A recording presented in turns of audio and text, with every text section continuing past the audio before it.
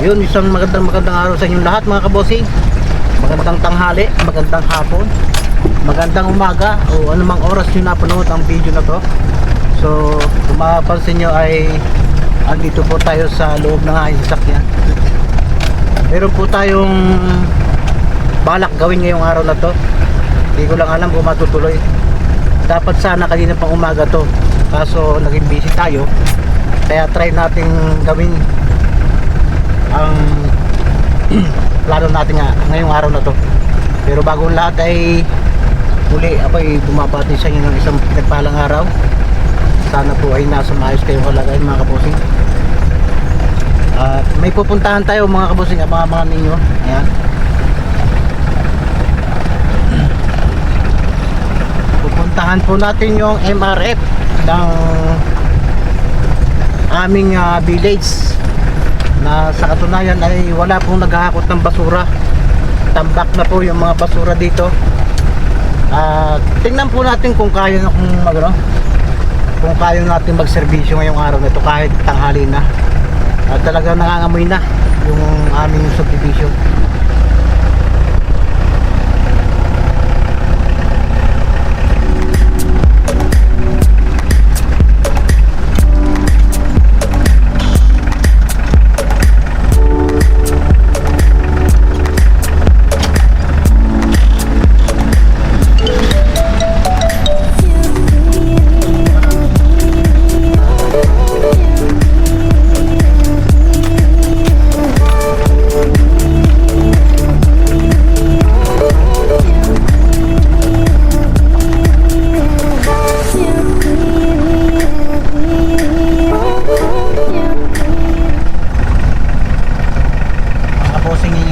Ang MRF ng Greenpeace Bank, tambak ang basura. Ayun, hindi rin pumasok si Jimmy, hindi rin nag-drive. Akala ko Umuwi po kagabi. Oo. Bumalik eh. Kasi yung laman ng van. Pero sa Lunes daw po, ay kapasok siya. daming basura talaga doon sa amin. Sa Lunes. Payag kayo, ako tayo ngayon kahit ilang dalawang hapon. Pumasok naman kayong lahat, diba? So, ako tayo. Wala eh, ang dami basura. Kahit sa Lunes doon naman talaga. Malay mo, nakakailan ba kayo maghapon? So isang araw po ay minsan apat. Makadalawa tayo, di malaking bagay na yun. Kasi ang isang straight na yun na magmula doon sa Mogani Bangba. Hanggang dulo, isang traktor kayo. Bago kami makapag paunti, makaliko pa kami doon papunta sa Nara. Ano? Ako tayo kahit dalawa? Kaya. Oo naman. Kaya lang, ang dami kong ginawa kanina. Sana dapat kanina. Inuutosan ko naman itong mga anak ko. Ayaw naman mga kumilo. Yan. Tara! Ano? Susunod kayo? Sige. Sige. Ako tayo.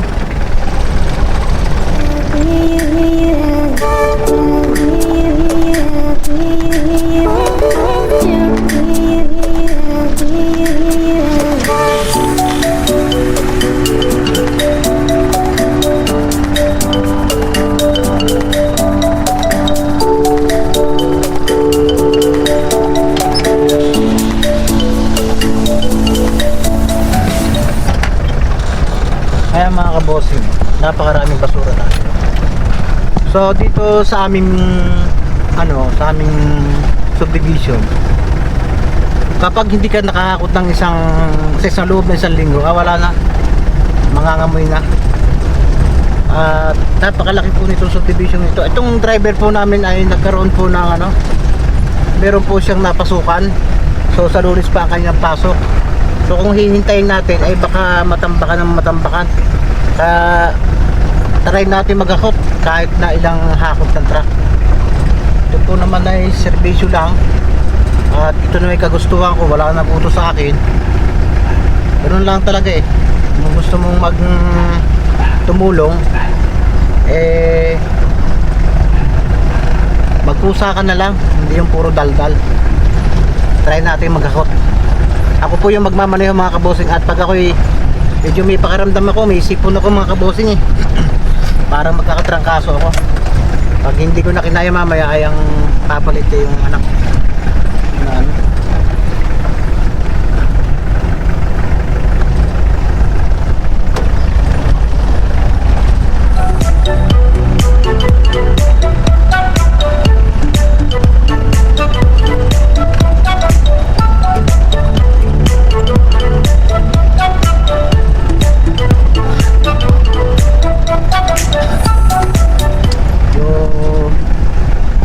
Medyo masama yung pakiramdam ko. Umiinom na ako ng ano, Biogesic saka Bioflow. Kaso yung sipon ko parang nagpukusang tumutuloy. Siguro epekto ito ng ano, ng ulan nung nakakaraan. Lagi ako nauulanan.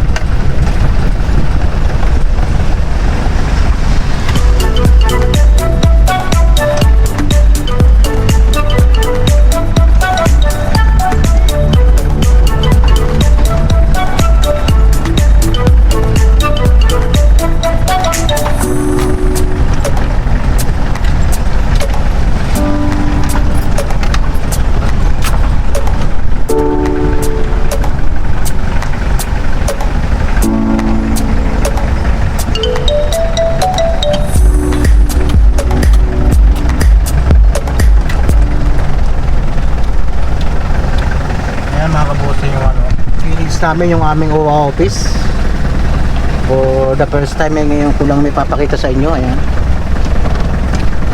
Green Breeze Village 1 Homeowners Association.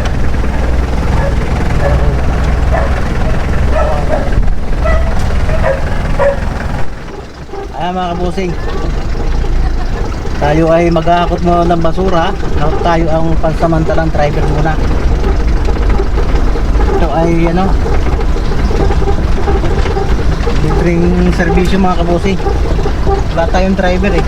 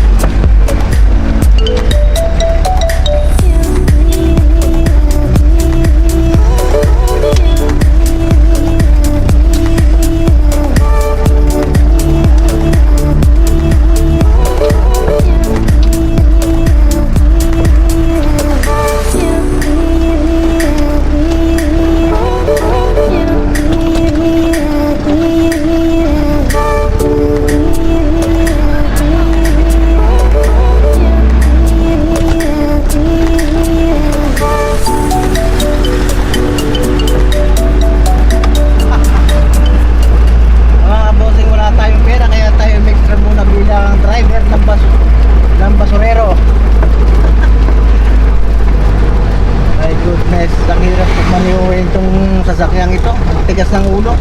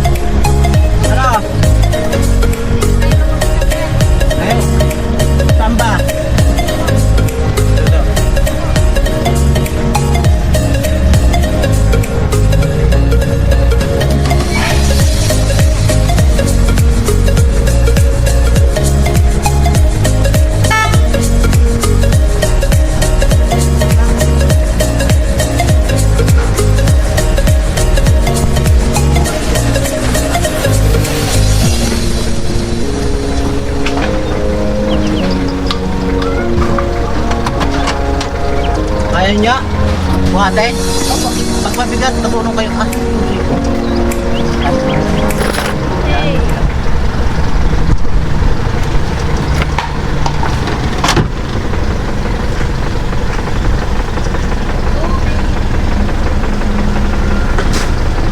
hindi makasama yan.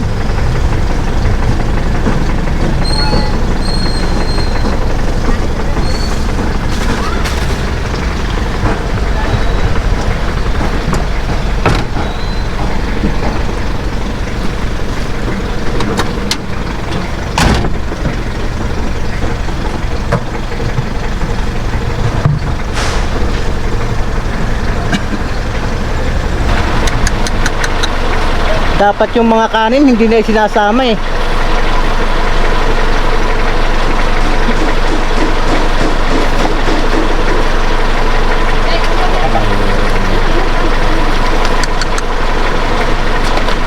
Ako lang bakit?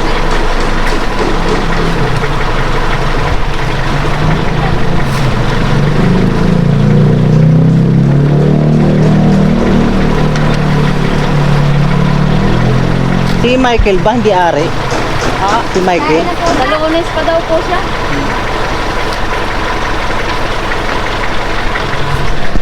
Ay mga kabosing, grabe din ang sakripisyo ng mga naghahakot ng basura. Puro po babae yung ano namin, basurera.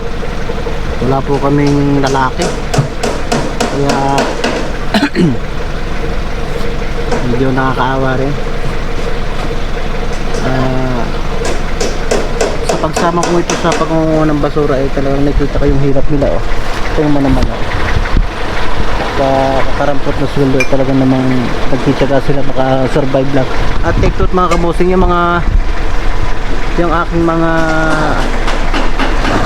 maintenance sa basura ay yan po ay nasalanta ng bagyo.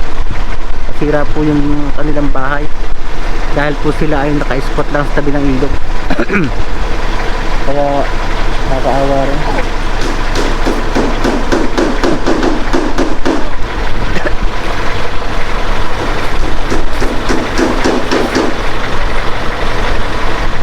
Sana kung may nakakapanood na taga Greenpeace ay makita niyo yung hirap ng mga maintenance. Hindi yung ay napakahirap po yung mga kabusing yung trabaho ng mga tao namin yan. Puro sa babae. Ay, kasali ba yan? Opo. May sinelo to. Ayan pala yung Oo, may sinelo. yan pala yung pagka puno na yan dito sa ilang apartment na to. Opo.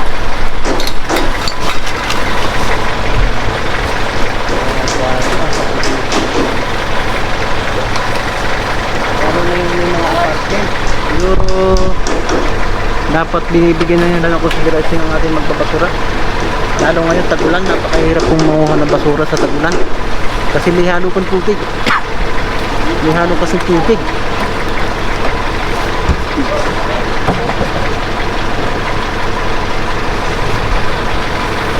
Ano? Tapos pag nagbayad ng basura, hirap na hirap pa. Kapag hindi naman nakuha ang basura, galit na galit agad.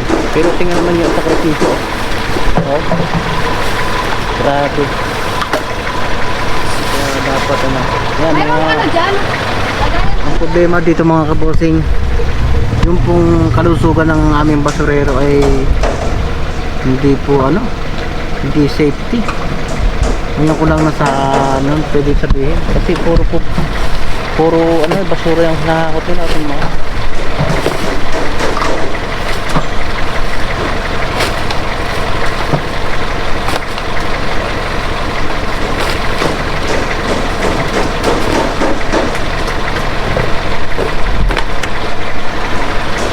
Pero nagbabayad naman ng basura yan.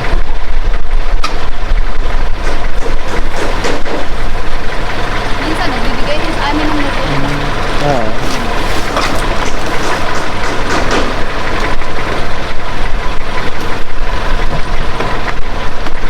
Dala.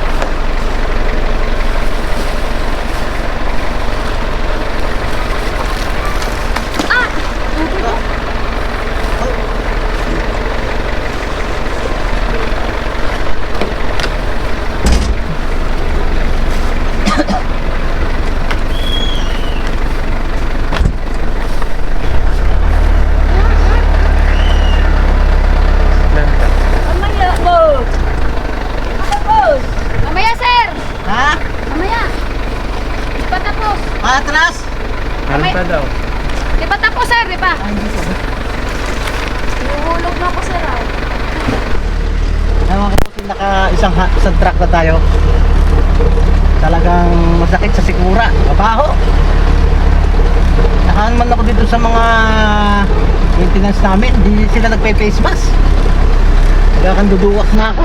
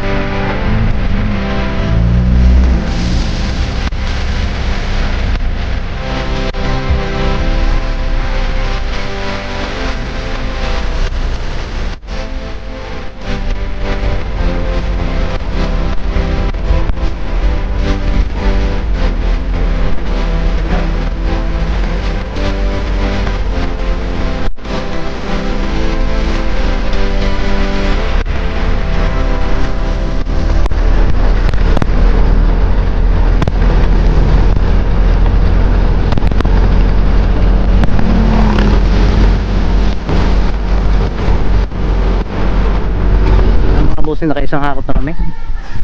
So itong truck na ito, ito pala ay mahina ang preno pagka pag atras. Kaya nakakatakot, hindi pwede siyang mabigat. Pang ano lang siya, tamtaman. Ito po yung Ron, balik ka. Ito po yung mga tambak na basura dito sa amin, no? Talagang pakarami. Yan ang nagiging problema namin, yung basura. Talagang pag hindi nakakuha ng isang linggo ay wala na, puno na. Kaya mga kabosing, last biyahe na lang natin to at medyo masama talaga yung pakiramdam ko. Siguro sa Lunes na lang tayo magpapatuloy. Yung talagang driver na lang ang bumiyahe.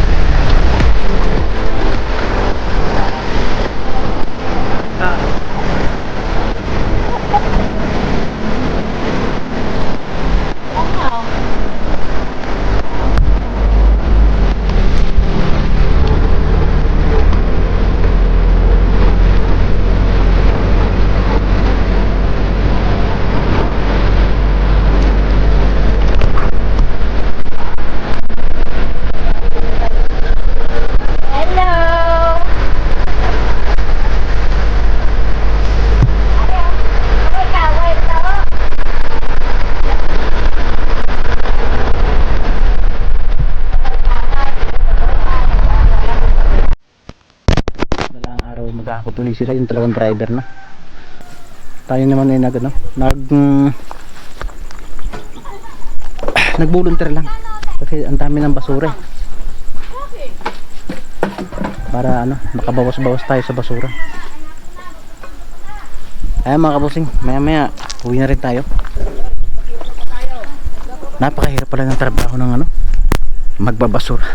Ngayon ko lang na experience na sobra. Ayan. Isisegregate yan mga kabosing ng mga maintenance, then yung mga mapapakinabangan ay kanilang ibebenta para at least meron silang pagkakitaan.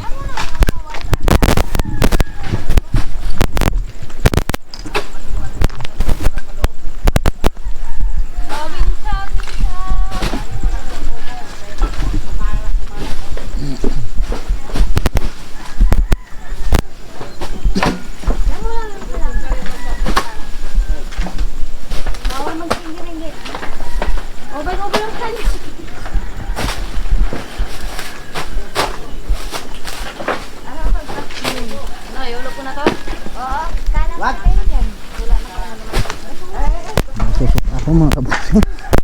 Mga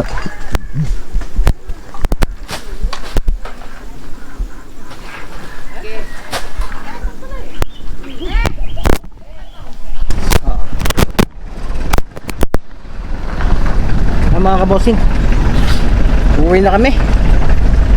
Nakapagkakot din ako ng dalawang hakot na napakaraming basura. Medyo masama talaga yung pakiramdam ko, kaya saka ano na, hapon na rin, mag alas 4 na, kaya mag-aalanganin. So yung pagkakot ay mariresume sa Monday. Bali nag-volunteer lang ako ngayon kasi sobrang dami na ng basura sa aming ano, sa mga sa village namin. Ang babaho na, kaya magkakot ako ng basura sa MRF.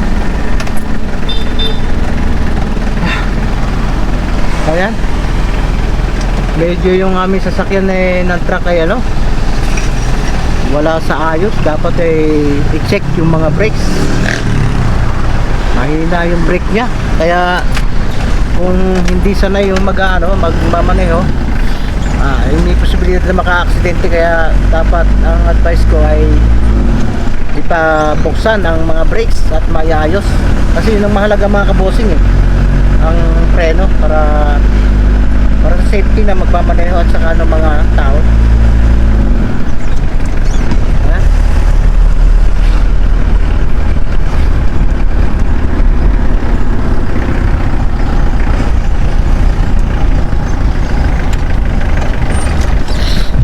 Yan mga kabossing, dito na ako sa bahay at papahinga na tayo. So ayun, nakakatuwa naman na nakapag volunteer tayo at nakapaghakot tayo ng basura sa ating mga kapitbahay. Sa malaking kaginhawahan nyo na walang nangangamoy sa kanilang mga kabahayan, pati na rin yung akin, kasi napakarami yung marami pong bahay ang umaasa sa basurahan ko, kasi apartment po yun, pati sa mga kapatid ko. Kaya talagang sa isang linggo ay halos isang truck ng basura. So nakahakot ako ng dalawang punong-puno, kahit na hindi tayo truck driver at ang sasakyan ay hindi talaga kondisyon, wala sa ayos, mahina yung preno. Kaya hindi po pwedeng manihuhin ng mga ordinaryong driver.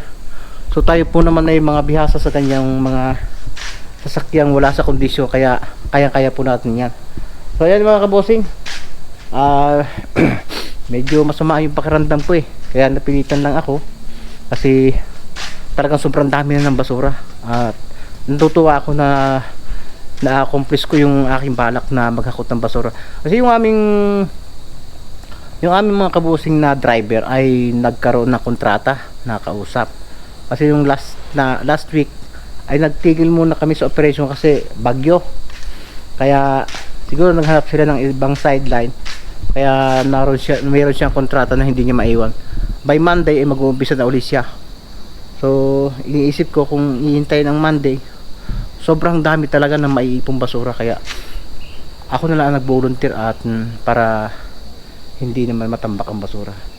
At bilang isa po sa management committee ng aming subdivision, ay yan po ay serbisyo ko na lang sa mga kapitbahay ko mga kabossing. Ayan mga kabossing, maraming salamat sa pagsama sa aking video hanggang huli. At sana po ay nagkaroon po kayo ng nagustuhan nyo yung aking video na pagsiservisyo sa aming lugar.